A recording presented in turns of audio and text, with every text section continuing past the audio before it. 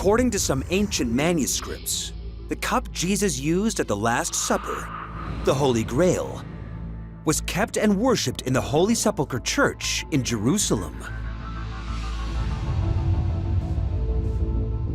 But the first known mention of it here comes 500 years after the death of Jesus.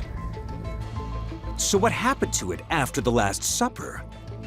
Would the disciples have recognized its importance at the time? The meal Jesus has with his disciples in Jerusalem, in the final hours before the Romans arrest him, is a moment of extraordinary significance for Christians. And at the center of this story is a cup, used to initiate the first ever communion.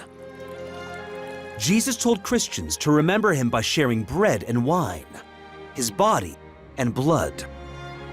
When you think about the Last Supper, there's only one object that's actually mentioned. There's this reference to the cup. Many, like Robin Griffiths-Jones, believe that an object as significant as the cup would have been preserved by the disciples for posterity. They would have wanted to keep hold of something which was a testimony to their friend, who that very same night had been betrayed and killed. They would have taken off the cup and lit up when they left the supper. One can imagine that they'd have thought, to tell you what, I think this is special, we're going to keep it. If the disciples did keep hold of the cup, there's still one crucial question.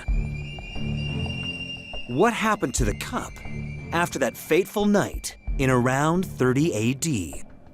Where did it go for the 500 years before we first hear a pilgrim describe seeing it in the Holy Sepulchre Church? Tabor believes it stayed right where it was, and that the Last Supper house became a meeting place for the new Christian movement. They started using it for an assembly. So this is someone with considerable resources that essentially turns his private home over to the movement, and they stay here for the next 40 years. And so it's venerated, it's remembered by them. They wanted to be in the same space, and they want to have the feeling that we are in this sacred and holy place. Early Christians could feel closer to Jesus by being in the very room they believed he held the Last Supper. Tabor believes they even displayed objects here relating to Jesus. You could see artifacts. You could see the room where Jesus washed the disciples' feet. They began to collect together things. So it was almost like a kind of primitive museum.